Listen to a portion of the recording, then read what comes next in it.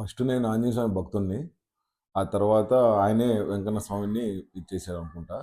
ఆ తర్వాత కొన్ని నాకొచ్చిన ప్రాబ్లమ్సు, మా ఫ్రెండ్స్‌కొచ్చిన ప్రాబ్లమ్సు, ఇంకొకటి మా సిస్టర్‌కొచ్చిన ప్రాబ్లమ్సు, ఇవన్నీ ఆమె దగ్గరికి ఎళ్ళేటట్టుగా ఆమె ఇంకా పూజ చేసేటట్టుగా ఆ ప్రాబ్లమ్స్ అన్నీ అలా జరిగినియి.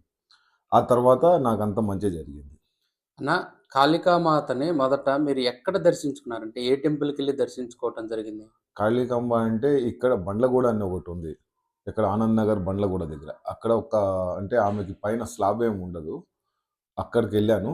అక్కడి నుంచి ఇంకా నేను కొన్ని నేర్చుకొని యాక్చువల్‌గా మా తాతగారు గూడా చేసేవాళ్ళంట.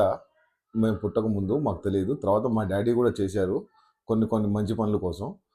ఇంకా అది నాకేందంటే తొందరగా ఇదయిందనమాట. అది. ఇప్పుడు కాళికామాతకు సంబంధించిన అన్ని మంత్రాలు మీకొచ్చా అన్న? ఆల్మోస్ట్ అంటే అన్ని మంత్రాలు వచ్చని చెప్పి నేను చెప్పను.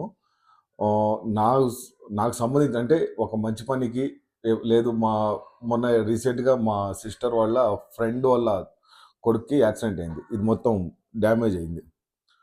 అయితే అప్పుడు మళ్ళీ కూర్చున్నాననమాట. కూర్చొని మళ్ళీ ఆమెని పిలిసాను. మళ్ళీ అడిగాను.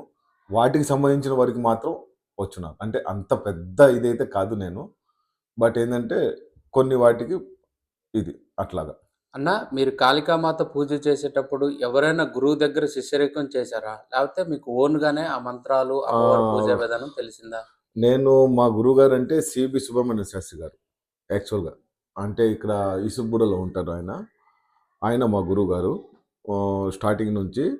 ఇంకా అట్లాగంటే ఈ పూజల విషయం అయితే ఆయనేం చెప్పలేదు. ఆ తర్వాత సుబ్బయ్య గారని చెప్పి ఇక్కడే ఉంటారు కాపురాలో. ఆయన చెప్పారు.